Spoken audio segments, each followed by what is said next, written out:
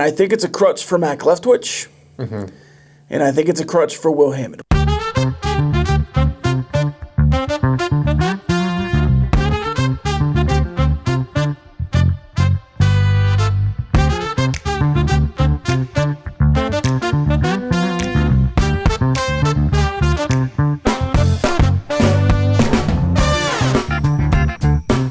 Welcome into Raider Recon, brought to you by Cantex Roofing. I'm Clint Scott. He's Rob Bro. This week we're talking about an orange and black team with the initials OSU.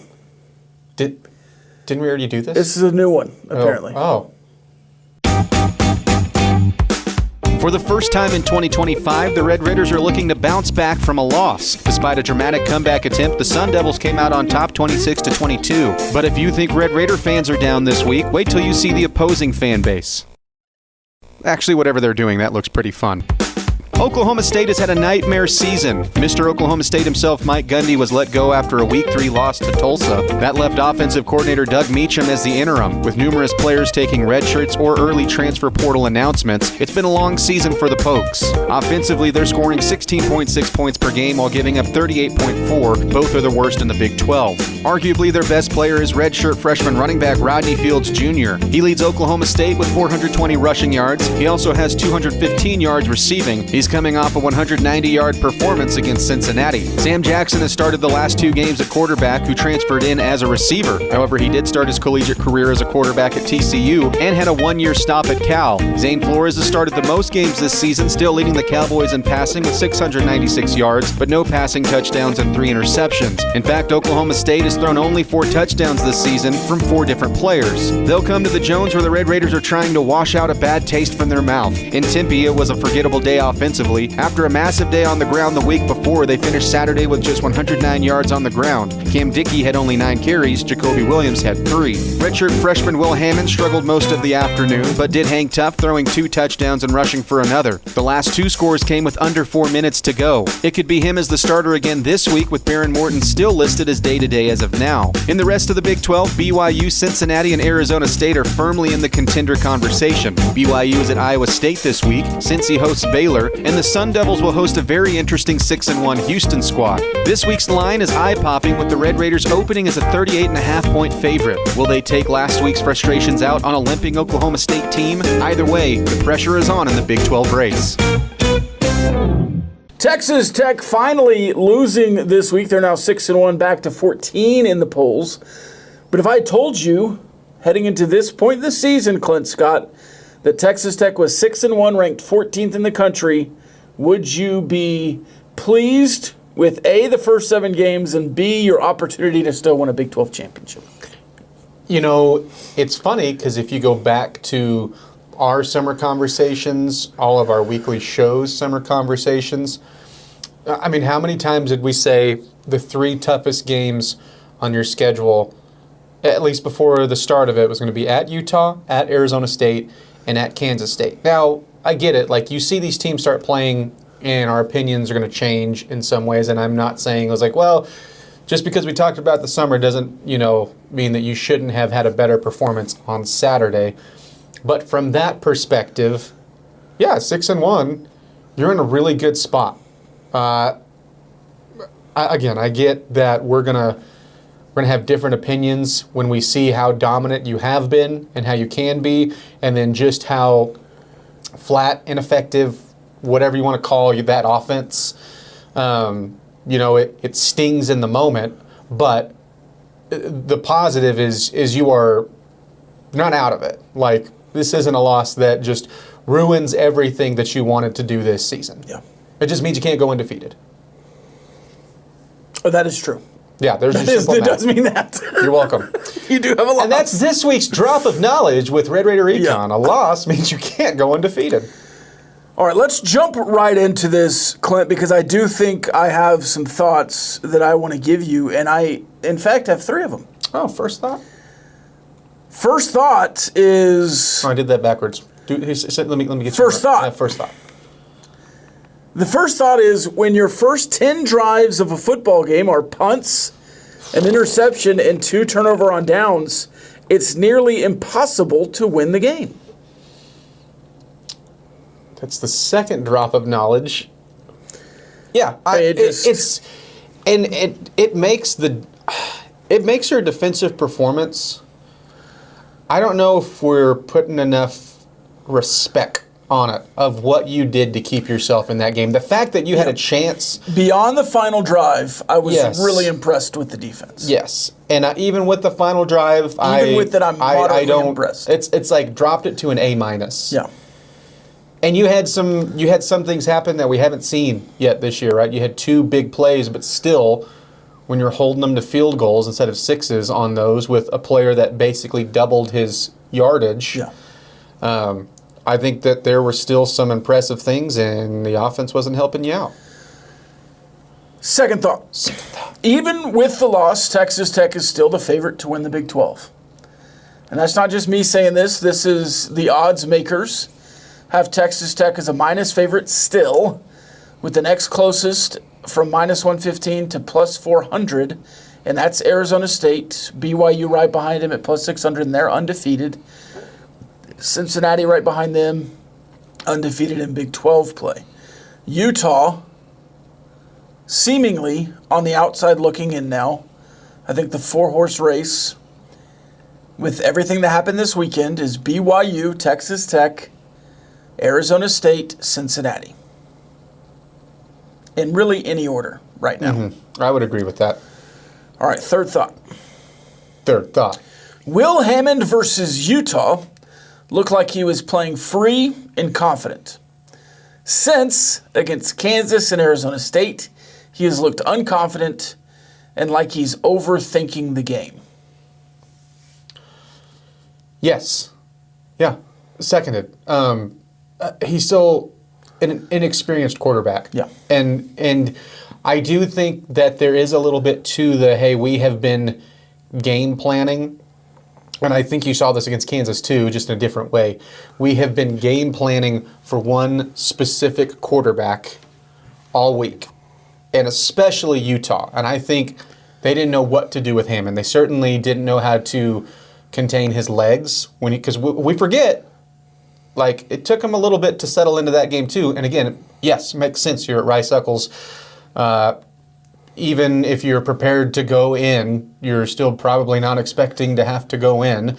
And it took him a little bit and into the second half to get going, and then just carved Utah up. Didn't look like they were prepared for Morton. Didn't look like Kansas was prepared when you started figuring out how to use him against their defense against a quarterback like Will Hammond, because you were preparing for Behren Morton, and they have the same capability to run the offense, but they also have different strengths right now. I don't know that they have the same capability to run the offense. They have the same talent and ability to run the offense, but the abilities are different. I think Behren Morton is the better quarterback and has more command of the offense. Sure. Yeah. I think he's an older player. That's what I'm saying. Yeah. Talent and ability. But you have to sharpen some of that through experience. Yes. But yeah, no, I'm with you. I think we learned how important Behren Morton is to the offense. Your thoughts? First thought. First thought? I'm going to do the gimme here. The running back simply did not get enough touches. No. I mean, we've sat here the past 3 weeks and have just been more and more impressed with your running back duo that you have, and 12 combined rushes. And look, Coach McGuire said it. Coach Leftwich said it in the media availability. They're not, they did not have a great game plan, and they would do it differently. And I think it's easy to say that, but, still I'm going to take that. Yeah, you have to work them into the game plan more. Yeah, and I think you will see that. Another knowledge drop from Mac Leftwich in the press conference. He might have run the quarterback one too many times. Yeah. I still think Mac and Joey were protecting Will Hammond a bit in the press conference, not only in the immediate aftermath talking to Chris Level when Joey McGuire said the speed option was his decision, but also in the postgame and the weekly press conference. They kind of talked around some of the issues that Will Hammond had. Joey flat out said he missed Caleb Douglas on a wide open and he ran it instead, and then Mac was kind of dancing around it too. But It's frustrating when fans see a bad performance and just say the offensive coordinator sucks. Because he's calling the same pass plays. I thought this with Kitley for a lot of times. He's calling open plays. The quarterback has to find the receiver. You know, because that's something we've already seen this week. Is like why were you holding the playback or the playbook back with Will Hammond? And I don't think you were at all. If anything, you were giving him more because you were giving him more direct run plays than what you're doing with Morton. And like why are we calling the pass plays that are short of the sticks? Do you think that's the only route that is being ran on that play? Right. Yeah. I've got more thoughts on Will Hammond, but I'm saving them. Okay. Second thought. Second thought. Arizona State went out and beat you, but in that loss, it did feel like for the first time we saw things not bounce your way in any way, shape, or form. That doesn't win or lose you games. Again, it's just a note that it was just kind of weird that now. I thought they got all the bounces and won by 4. You forced 3 fumbles. The one with Levitt as he's running to the sideline, that wasn't going to stay in play anyway, so it's like wink, wink, you forced 3 fumbles. But still, then you also have Brendan Jordan get popped in the face mask with a pass, a couple other interception opportunities, especially Wisniewski where he's going up. And you just didn't have things bounce your way. And this is like, it's not a silver lining, but I don't know how you can't be impressed to have a game like that where for 3.5 quarters offensively you were just you're running yourself in a lot of ways into a brick wall and you still find a lead. Yeah. I mean, you tipped a ball up into the air after you get hit. Giancarlo Miller goes right into a defender's hands. They throw a ball off your face mask and he goes right in the dirt. Yeah. I mean, that's the game. That's how the game went. They fumble with the backup quarterback running the ball at the goal line, and it pops up into Jordan Tyson's hands of all people. Why is he even right there at the point of attack? Right. So, yeah, the ball hit the turf. They picked up an obvious flag on a 50-yard pass that should not have been picked up. And you lost by 4. Now, they outplayed you. They out-toughed you, and they probably deserved to win that game. But they got every bounce and won by 4. Yeah. Third thought. Third thought. Sam Levitt is exactly who we thought he was. He is a winner. Let him off the hook. Yeah. He's a freaking winner, man. He's good.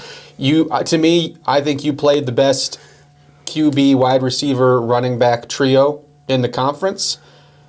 But it's nowhere close without Levitt. I think at this stage, like Jordan Tyson is going to be a top 10 pick, but Levitt is who makes that trio go. And Raleek Brown is good, and we talked about it last week. I think he's the weakest of the trio. Yeah. But still good. But Levitt, I mean, he did things, and he's just made plays in a way that you haven't seen a quarterback do that against you, and I'm not sure if you will again this season. He's a dude. And by the way, he's got 2 years of eligibility left if he wants to use it with the Sun Devils. So, go to the league. Overreactions. Overreactions. Texas Tech will still be double-digit favorites in 4 of the final 5 games.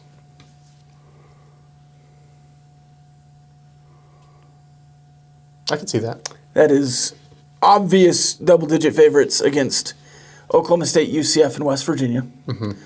And that is a probable double-digit favorite, probably around 11, against Kansas State. Yeah, that's the one I'm curious. Like, if they have a good week this week in the Sunflower Showdown, and suddenly they've won back-to-back games. Yeah, by the way, I hope they do.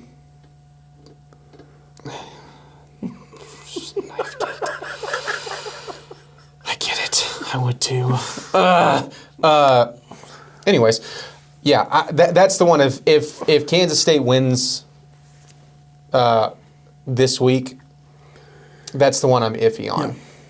But certainly Oklahoma State, UCF, and West Virginia. All right. Another one, Behren Morton should not play against Oklahoma State, and he should play against Kansas State. Now, we're going to discuss this later, so I'm moving on here. Okay. And finally, my overreaction is Will Hammond should be banned from running the football until he can command the rest of the offense without using that crutch. And I think it's a crutch for Mac Leftwich, and I think it's a crutch for Will Hammond. Will Hammond needs to learn to keep his eyes up and find the receivers, and he needs to rely on two really good running backs, because as good as Will Hammond is at running the football, and as much as he's better at running the football than Behren Morton is, he's not the best running back on the field at any time. Cam Dickey's a better runner. Jacoby Williams is a better runner. Just because that's one of his skill sets does not mean that he's the best to do it in any given situation. I think that's a really good point because it's easy to say, just to go back to what I started, like, hey, get the running backs more touches. It's kind of like the no Doug gimme, but part of that is, okay, but how many are taken away in the RPO game from a decision, right? Where Behren would give it and Will's taken it. And I want an aggressive, if Hammond's out there, I want him to be aggressive. I want him to be decisive.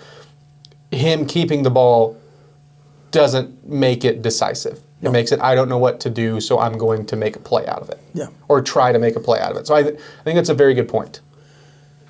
Also, because he's a redshirt freshman, Will Hammond does not need to be the focal point of any offensive game plan moving forward. He needs to be a tool to allow the rest of the team to be involved. And I think too much against Kansas in the second quarter, which is why you gummed up, and pretty much the whole game until the final few drives, he was the focal point of the offense, and it just does not work that way. Clint. I'm so ready to overreact. When you add in and consider the talent level, that was the worst 3 offensive quarters of any combination in the Joey McGuire era. And that includes a smackdown in Austin, 50-whatever-7. That pick any 3 quarters in the Wyoming loss. Pick any 3 quarters in the West Virginia game that you lost when Shutt gets hurt. I think those first 3 quarters were the worst. They were. I mean, that was the most ineffective I've ever seen your offense. Clunky, rigid, indecisive, and yes, part of that is Hammond's a young quarterback, and he's nowhere near what I think he will be by the time it's all said and done. And by the way, that game and performance does not shake and shouldn't shake anybody's confidence of what he can and could turn into. But I also think at times he wasn't set up for success, and I think that was part of it. I think anytime you lose, anytime you have a horrible performance, it's not just one guy, it's not a player, it's not even a unit. Because I don't think the offensive line had their best day by any means. I don't know if they were as bad as people were making them out to be, but they'd taken such big strides over the past few weeks that when they weren't controlling the line of scrimmage, especially in the run game, and then what we saw Arizona State do last week against Utah and how they were manhandled, I think we all just thought that was going to happen this week. But anyways, play calling too, scheme, game plan, all of it was horrible. And again, I think they know this. I'm not breaking any news to that room over there. Yeah. Overreaction in the Big 12. Bear Bachmeier is a legitimate threat to win Offensive Player of the Year, not just Freshman of the Year. He's tied for most rushing touchdowns in the Big 12. By the way, Cam Dickey's the other one right there. He's winning signature games.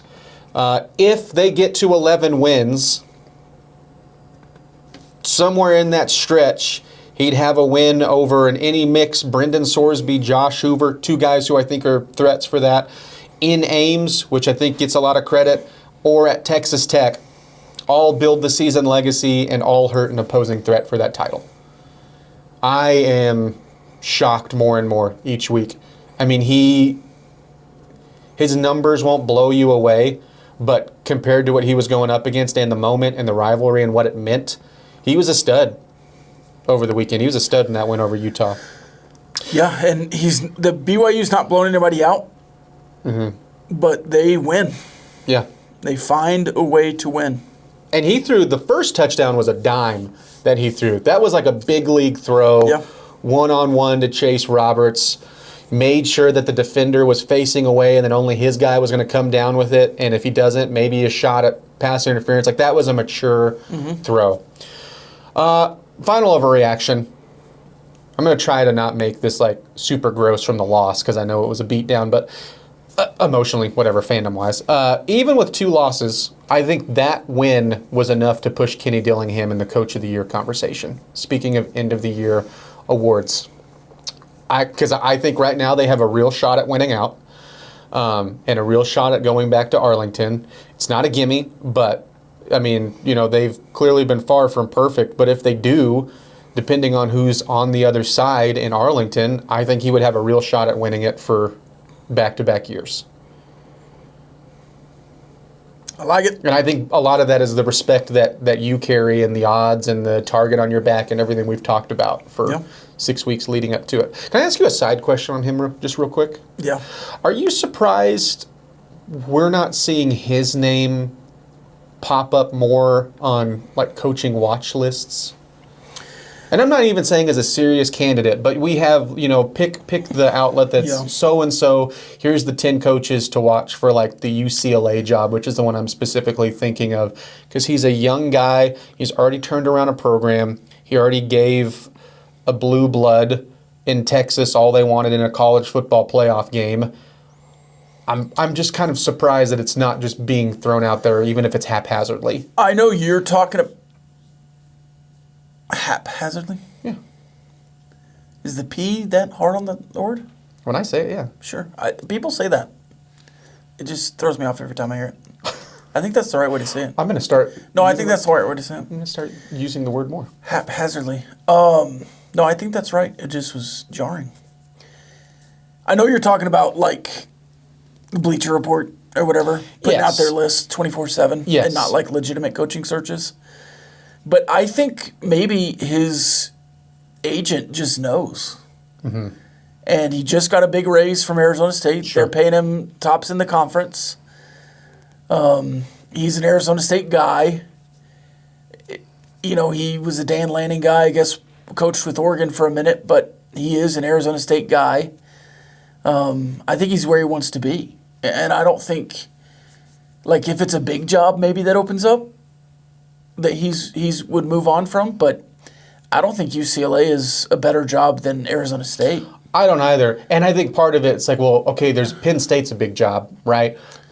And but I understand, because usually even when you do stuff like that, like the coaching list that I'm talking about, you still have a little bit of you've got like a cultural fit in there. And that's why I would have, I would be surprised or like scoffed at if like they threw out like him on a list with Arkansas or Penn State. But still, or Florida. I mean, it's the same thing with Joey. Joey's not been in the playoffs yet, but he's at Texas Tech, and the 3 coaches before him couldn't do what he's doing right now as far as winning Big 12 games. So he's not been on any lists, and he grew up calling the Hogs. So culturally, it does feel like he'd be a fit at Arkansas. So it is a little bit weird, but, Leipold gets put on every coaching list. And Willie Fritz will be on a bunch of coaching lists again next year. So maybe it is just Kenny's young and is just where he is, but it's a little bit intriguing that he doesn't kind of get that national. I'm not even like angry about it. On every list. Yeah, especially with as many that like are opening up. Yeah, and Matt Campbell was on every list for 5 years in his spot. And it seems like Arizona State would get picked as a program like, if somebody wanted to, they could pluck him from there. Yeah. I don't know. They're paying him $7 million. So, all right, ready for Big 12 Players of the Year? Of the week. Yes. Okay, I'll start with my Offensive Player of the Week and go right back to the Texas Tech game because Sam Leavitt threw for 319 yards and a touchdown, and in the biggest moments of the game, made the play he needed to make. And with rushers free in his face, hit Jaron Hamilton twice, just closing his eyes and chucking it down there and getting hammered twice. And getting the ball to him anyways. Jordan Tyson was the reliable target. He caught the touchdown.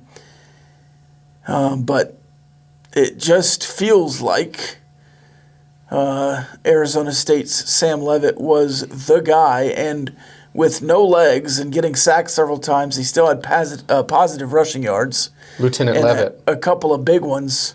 You ain't got no legs. A couple of big ones for him. So Sam Leavitt, gamer, set out the Utah game so he could be healthy for Texas Tech, and it was worth it, apparently, for them to take that loss against Utah to beat Texas Tech, because that's exactly what happened. All right, I'll go to a quarterback as well. Give me Connor Wigman.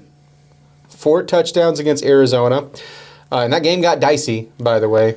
I guess in a lot of ways, they never really pulled away from Arizona. It just kind of felt like they were about to blow them out. And then, credit to the Wildcats for being pesky. But 3 passing, 1 rushing, 98 yards on the ground. Leads them also. The most impressive was the final drive, because that was almost a 5-minute drive, 13-play, game-winning, And outside of the loss to you, 6-1, I'm with you. I'm still not putting them in the contender conference. Now, they have a chance to do that, or if they just keep winning. But They have a chance this week. yes, and big chance, and we'll get to that. But they've just been quietly good. Yeah. Yeah. Let's go to the defense, the other side of the ball there, Robert. I'll go to that Houston game and give you Rook Brown, a defensive back Great name. with long flowing hair, 9 tackles, 7 solo, a sack and a half, and 3.5 tackles for loss. He was everywhere. He was everywhere to rob. And they did not turn the ball over, but the sacks were huge, getting Fafita down. He led the team in sacks and tackles for loss. Rook Brown, my defensive player of the year. It's a free song for you. Of the week. I'll go to BYU. Give me Tanner Wall. 10 total tackles, 1 interception, 1 tackle for loss. You add in a little extra pizzazz there because it's a big win over Utah, and he was a big part of it. That interception, by the way, would set them up well into their own territory. That would wind up as the touchdown that put them up by 10 at the time. And in that one, going up by 10 felt like going up by 21. It was just one of those games. So, yeah, Tanner Wall, congratulations. You've won my defensive player of the year. Of the week. Let's take one quick look back at Tempe again. Do we have to? I feel like we've said everything. We don't have to. It's just on the notes. It's on the notes. You said you wanted some Will Hammond thoughts. Oh, I gave him in the overreactions. Oh, that's true. He should be banned from running the ball. Mm-hmm. Go ahead. Yeah, what went wrong offensively? It's right here. I mean, pretty much everything. Pretty much everything. Game plan was poorly executed and maybe just bad. Mm-hmm. And I'm not specifically just like, well, if you would have run the running backs more, they had 2 20-yard carries. There was a moment in the press conference yesterday with Mac Leftwich where they said, hey, the running backs had 5 yards a carry. Why didn't you run them more? Mm-hmm. And he was like, well, they had a 20-yard run. So that kind of skewed the numbers. They didn't have as much success as you thought. Well, what if the next one was a 20-yard run? Mm-hmm. What if the next one was a 20-yard run? What if you left 6 20-yard runs on the table because you weren't giving them the ball or the chance?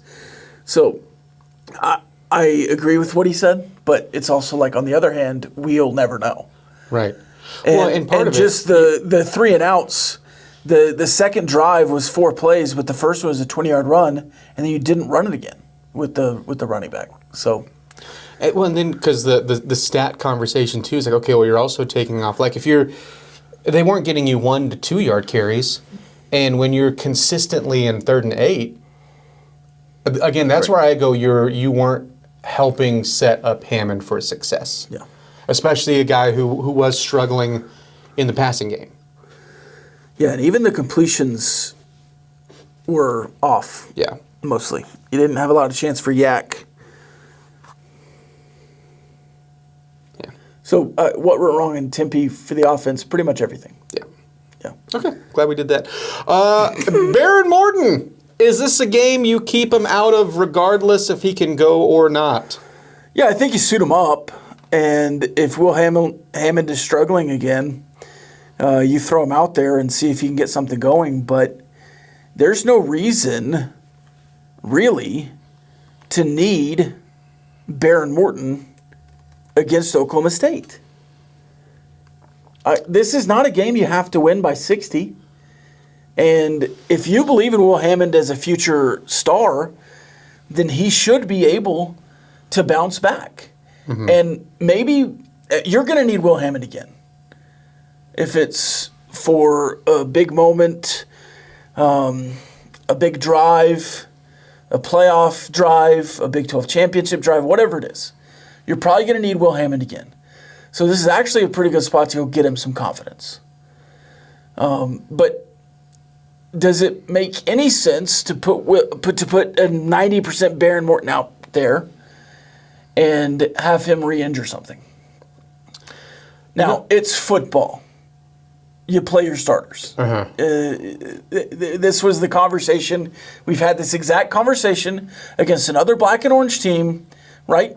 That's funny. That's there's another black and orange team. Do you play them? Do you not? You play your best players. But this far into the season, I do think it's a little bit different of a conversation. Now, if he's 100%, you play him. Do you play him a quarter? Do you play him a half? I don't know. But you're certainly not sticking him out there in the fourth quarter, right? Mm-hmm. So maybe it is you put Behren Morton out there. If he scores and it's 14-0, you put Will Hammond out there and say, good job, Behren Morton, let's move on. But I do think the calculus has changed from this exact conversation that we had going into the Oregon State game. It's funny how that works out, to now. I think it's a little bit different of a conversation at this point in the season. I'm going to highlight this. I want you to read the first sentence that I wrote down right there.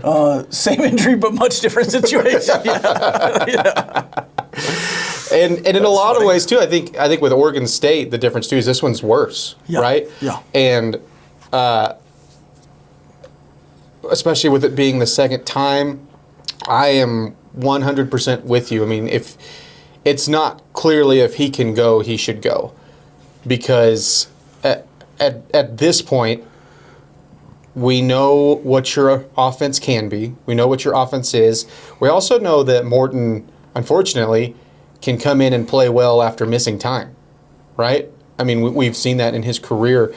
If he's, to me, it doesn't have to be all the way 100%. And again, this is just throwing out our percentages, whatever the training staff over there is saying. I mean, if he's anywhere from 95 to 100%, yeah, play him, but just... And you shouldn't have to, here's the thing, you shouldn't have to play him the whole game. We're about to talk about Oklahoma State. If you didn't know, they are in that conversation for an all-time bad Big 12 team. You should, and this is where, yes, you don't need him to win the game. It's more of, if you play him, it still would probably be beneficial to get him a little cleanup reps before Manhattan. Yeah, we also thought going into that Oregon State game it was going to be a closer, and the line was 14 points different. Mm-hmm. Oklahoma State has turned into, I'm going to go over some numbers of players that they've lost. Yeah. This is, to me, again, different time, different stage of the season. I think this version of Oklahoma State is worse than Week 3 Oregon State. Yeah. And I know Oregon State also fired their coach and has all sorts of their own problems now too. But, I mean, it has been a just swirling season. It's like, as soon as you fire a Mike Gundy, well, can things get worse? Hang on. Yeah. So I'm with you. I do think that if he can go in a way where it's like, well, he's not going to get any healthier than this, then I do think there are some positives of him coming in and just running the offense. But then here's the keys to Will Hammond. If there's any question at all, then yeah. And I think this is probably where they're at. any question at all, here's Hammond again. Yeah. And let's work on some stuff from last week. And ban him from running the ball. So Oklahoma State, what do we know about them?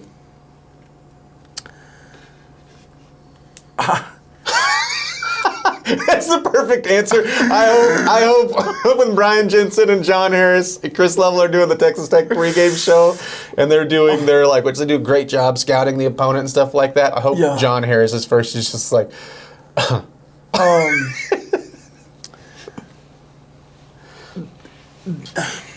By the way, shout out to the Oklahoma State fans for having fun through this, because Here's what we know. We know they're going to start, I'm assuming, a wide receiver at quarterback. Former quarterback turned wide receiver, back to quarterback. We know that their defense is sparse due to injury and transfer portal entries.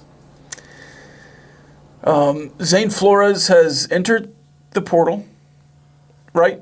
Or he plans to enter the portal, but he's still there, right? He's still around. The plans to.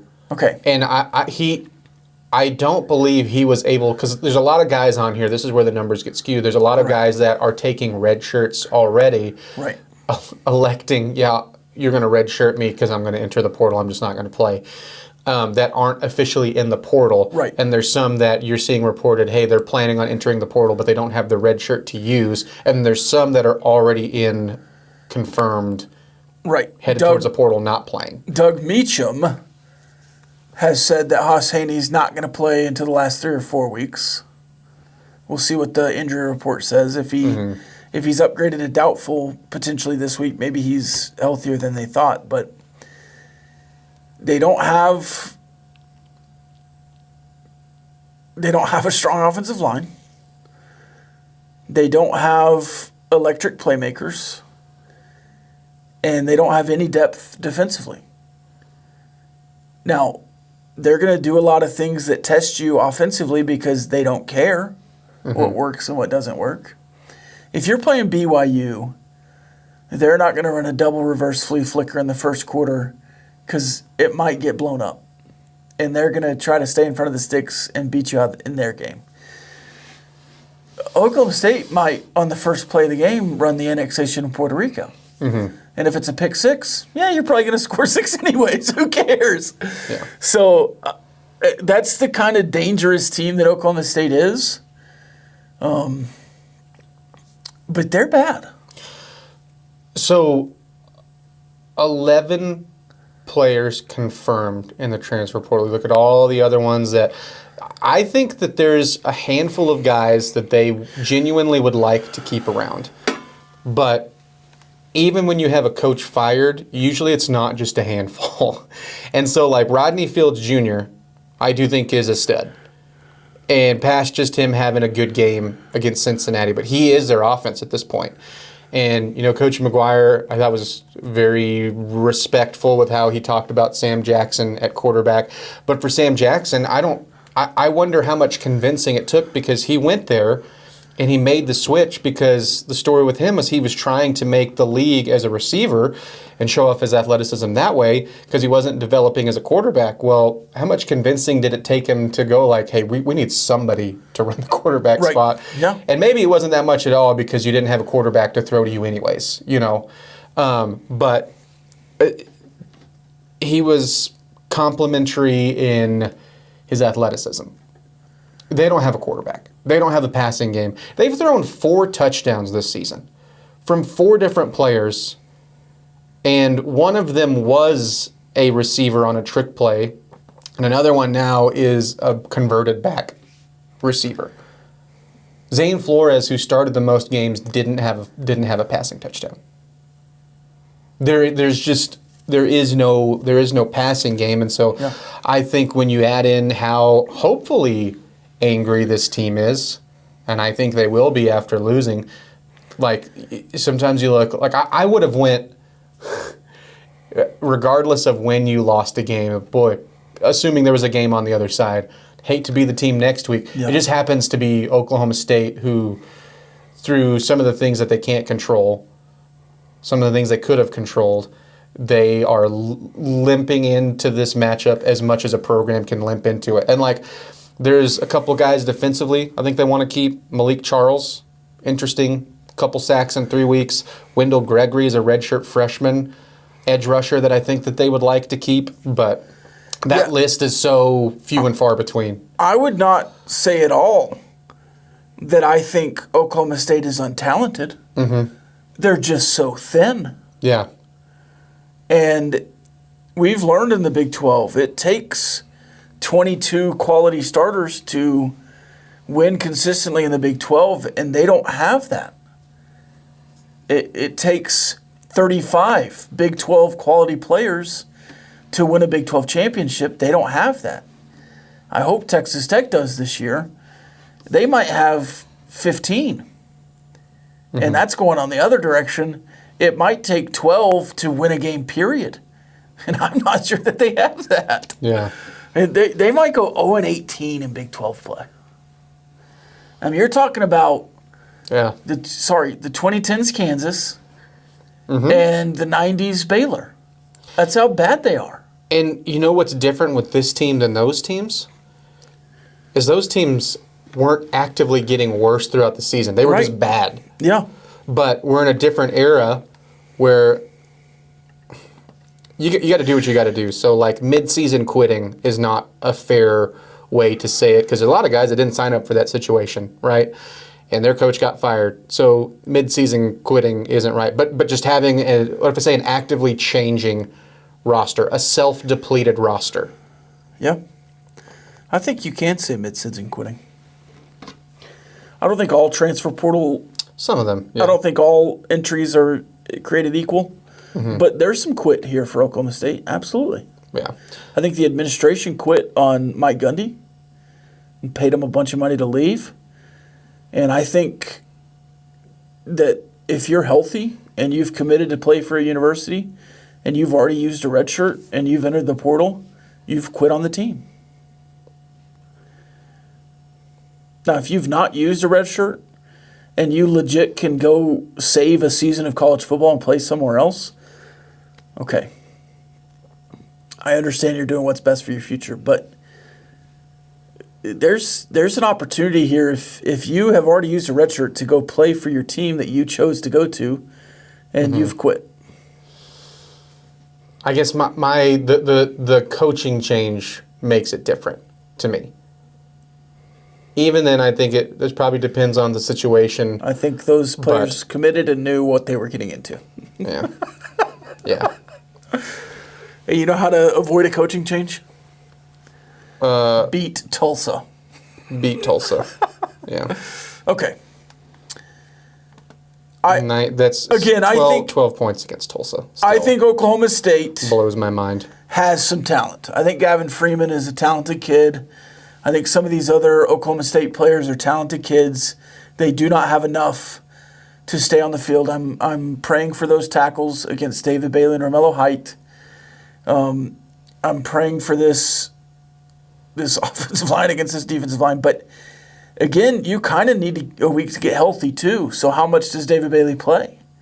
How much does Romello Height play? You were talking about Behren Morton. Mm-hmm. How much does this defense play? I also wonder, so, like, you had a dinged-up Davian Carter in that game. Cash Cleveland signing. You have a dinged... Terrence Carter's another one. I would assume he doesn't play. I would venture to guess anybody like that, which it is crazy because I've been trying to say all week, like, there's no freebies in the Big 12, and it has left my mouth, but every time I'm just kind of like, Yeah. It's you have what the SEC has had for years with a conference game right now. Yeah. You have a week insert here late in the season chance to get healthy and pick up a free space win, and all you have to do is just don't have the worst meltdown of all time in Big 12 football. And every team is saying that, by the way. You've been this team for a few other Big 12 teams. Yeah, this just feels like such a special case with everything.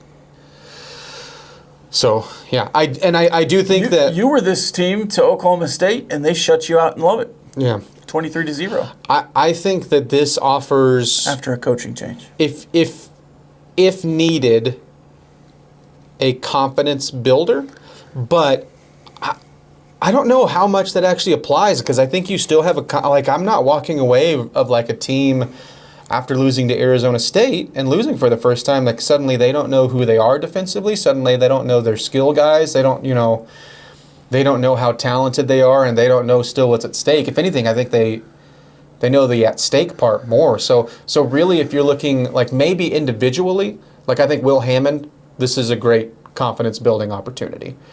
But if you're looking at like Lee Hunter or Jacob Rodriguez or even like Ben Robert, they don't need the confidence building. They probably just want to go out and smack somebody right now. I think they should be upset they gave up 26 to Arizona State as a defense. Again, I think we can look at it as observers from the outside and say, well, you were put in a bad position. But I think inside that room, they're like, yeah, we need to shut out Oklahoma State. And that's the goal. Yeah. But sure. Offensively, I think there's lots of spaces. I think Caleb Douglas needs to get right game. Yeah. I think Reggie Virgil needs a big game. I think Coy Aiken needs a big game. He didn't have a catch against Kansas, so they obviously tried to get him a catch or two against Arizona State. I think these running backs, just after having Cam Dickey have his greatest game of his career to this point, Jacoby Williams, now you're sitting 2 weeks in a row saying, well, you haven't been very involved. Now they put him back there as the kickoff returner, and he made some really, really good returns. Mm-hmm. Can I have an aside here? Can we stop the camera real quick? Mm-hmm. Why are we, at this point in the season, after a loss, bringing up Micah Hudson so much online? Wait. Because What's the point? What's the point of that? What's the point of that, Clint? I don't know. I know the camera's off. What's Camera's the point off. of that? Yeah, it's just us. Just What's the point of you that? and I mean, he's been back there as the kick returner, right? Right. And not made great plays, and then Jacoby Williams comes in and has 2 great returns. Mm-hmm. Why has Mike Hudson not been doing that? Because he hasn't been getting reps at receiver, so it's throwing off his entire game. And now, because we've had a bad game offensively, Micah Hudson would save it? Micah Hudson would make Will Hammond make the right reads and also make you run the ball All right. with the running backs. All right, it is interesting. That's just, it doesn't make sense to me. Yeah, I think when you lose, you grasp at any sort of straws that you can. I've got a lot more straws that I can grasp after that game than that one. Mm-hmm. I think on the idea of a get-right game, I think there are plenty of reasons individual players should need a get-right game this week. Mm-hmm. And I do think that's appropriate. But as a team, I think you should have the mental fortitude to withstand a loss to Arizona State and not need like a team-wide get-back. Well, see, that's why I guess I view like get-right games and confidence builders differently. Like if and yeah, there's some guys that could use a get-right game, but more of just because they're getting involved and it's not really what they have or haven't done. Yeah. And so I do think that there's a maturity amongst this team that most of them don't need a confidence building game. I think that percentage is very, very, very small, and really I focus that around Will Hammond. And there's a handful that do offensively, you just need a get-right game because of what you did in Tempe. All right, you ready for a whip around? Whoosh. Time for the Big 12 whip around. You started started the show earlier with this, or one of the things that you mentioned. You're starting to favorite watch. You're starting to contender watch, especially with the situation that you've put yourself in. So here's your 3 biggest games to me for what you care about. And I think they're all interesting. Iowa State and BYU. And that game is in Ames. And then Baylor against... Iowa State favored in that game.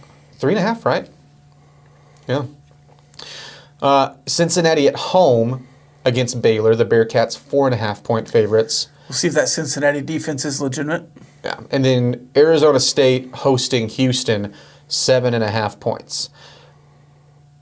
the one that I think is most likely is the one that I don't think helps you much because you have BYU on your schedule left is why. That's the one I think is the most likely. I was going to say Baylor at Cincinnati.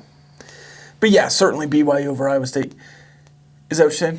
The most likely is Iowa State winning at home. Yes. Okay. Yeah. And that's just not, I'm not just agreeing with Vegas. I just think Iowa State, it has their back against the wall at this point. Yeah. They've had now a break. Not to get, because the guys they've lost for the season, right? Have they learned how to play without those guys?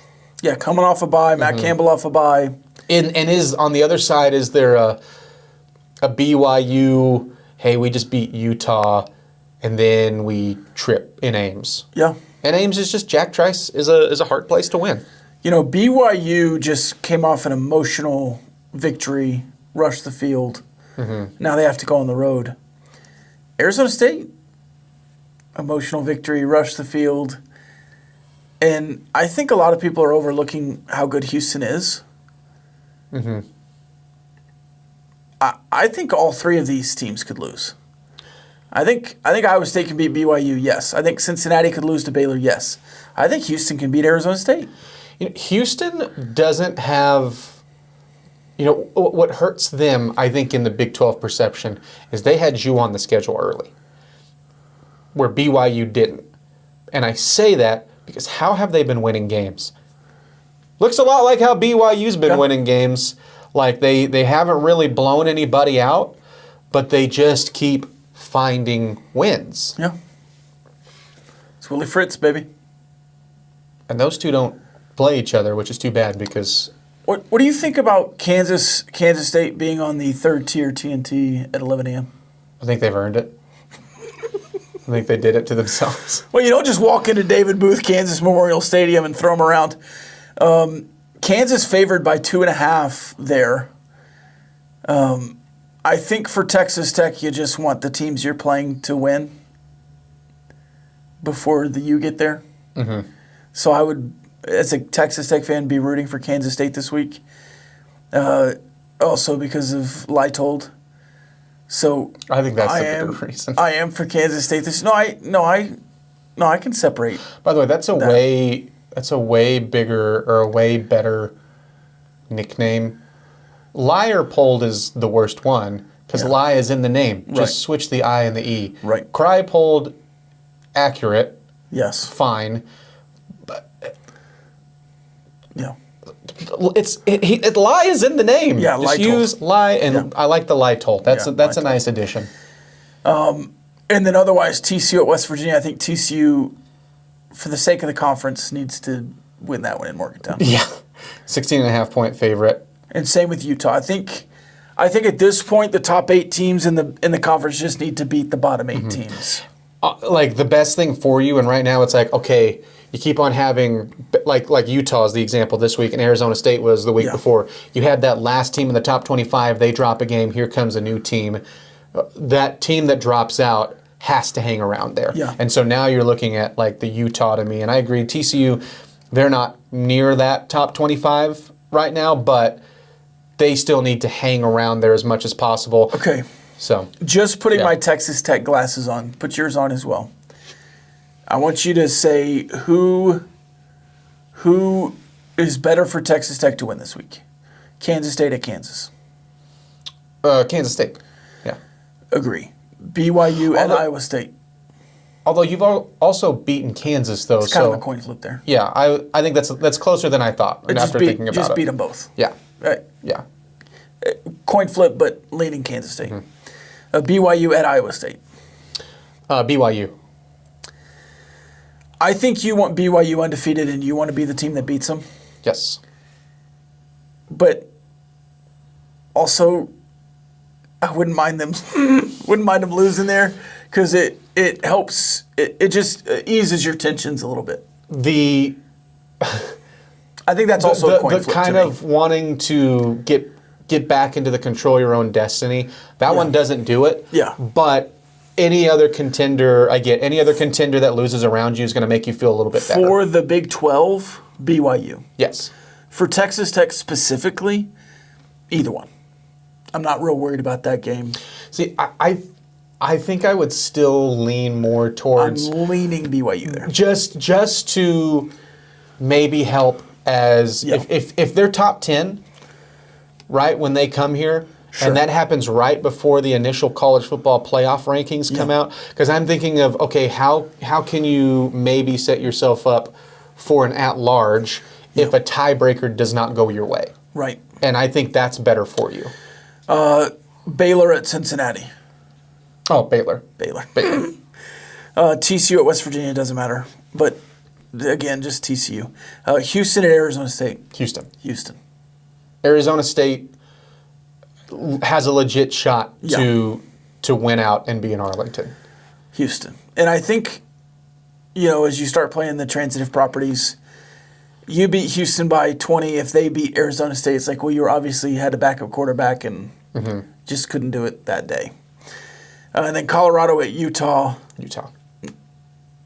Yeah, Utah can win out for all I care. Yeah, Arizona State, maybe this should have been my overreaction, one of my overreactions. That I think that was the best game they played all year. And they won by 4. If they don't lose in the next 2 weeks, I think they will win out. Even with Arizona, a much better team, because the next two is Houston and then at Iowa State. Arizona, a much better team than what we thought they were going to be coming into the season. Sure, yeah. All right, fan question of the week. All right, you can leave us a question of the week on our personal Twitters, on the Double T97.3 Twitter, or below in the YouTube comments. Appreciate all the comments and reactions we've got. Like and subscribe. This has been the one you could attribute this to a lot of listeners because it's just been asked a lot. Are you concerned with the offense moving forward?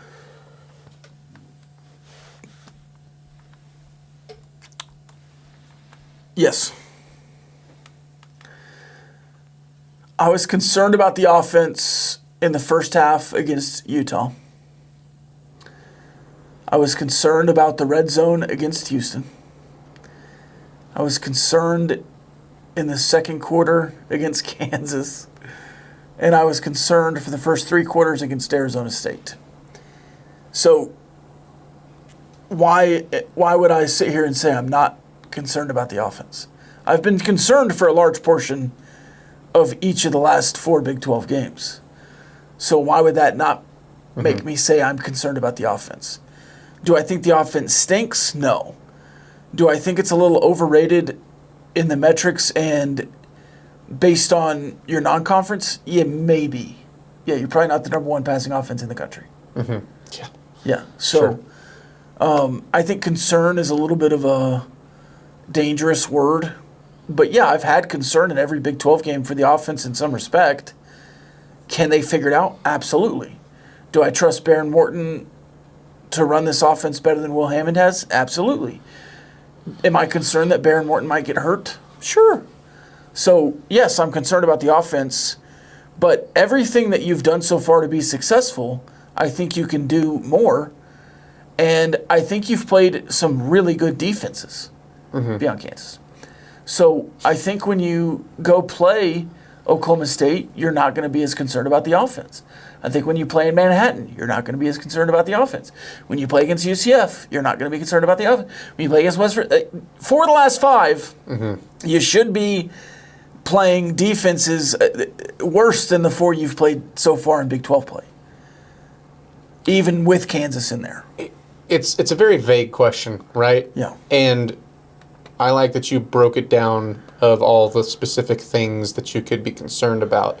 Because I think there's a tendency when I've seen this be answered, it's like, hey, are you concerned about the offense moving forward? I'm not concerned that it'll look that bad again. I think that was an all-time, at least for this year, without adding just a whole bunch of like turnovers. Yeah, when does your concern be a trend, though? I think that was about as poorly executed, poorly called, poorly whatever, of an offense that you could see with this unit without Behren Morton in there. So I don't I'm not concerned that you'll see that sort of offense output again this year. By the way, should have never doubled down on the overreaction that you'd score 30 in that game. My bad. Well, I did it the other way. I said you weren't going to give up over 20. That's why they're overreactions. The other part, too, is I've seen, like, when this has been answered, it's like they're answering that they're concerned for the offense and the defense. And it's like, no, this is an offensive question. Yeah.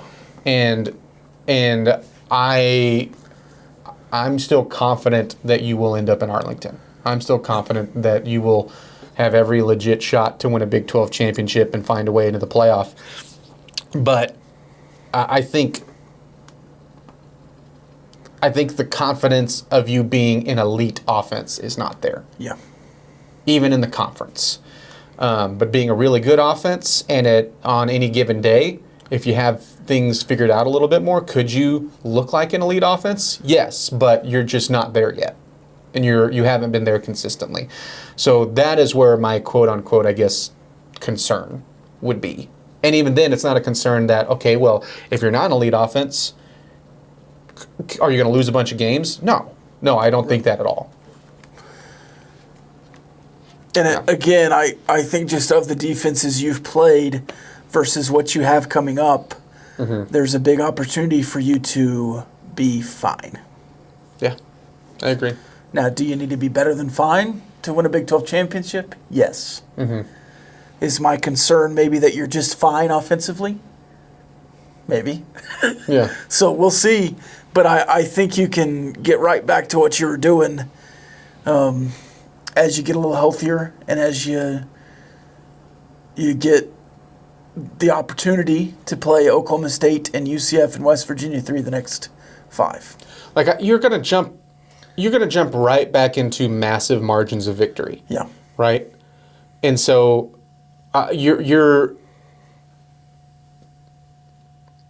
the offense was just so shocking against Arizona State. I think in a lot of minds, it's just seeped into, oh, well, there went the days of winning games by 24 or 25 points. Yeah. No, I mean, again, the defense is going to be enough to put you in that situation.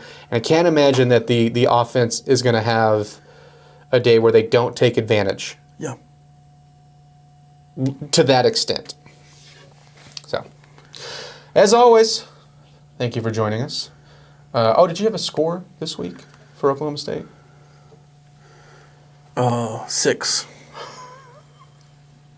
Just 6? Yeah. Over Texas Tech, too? Sorry, the whole game. 6.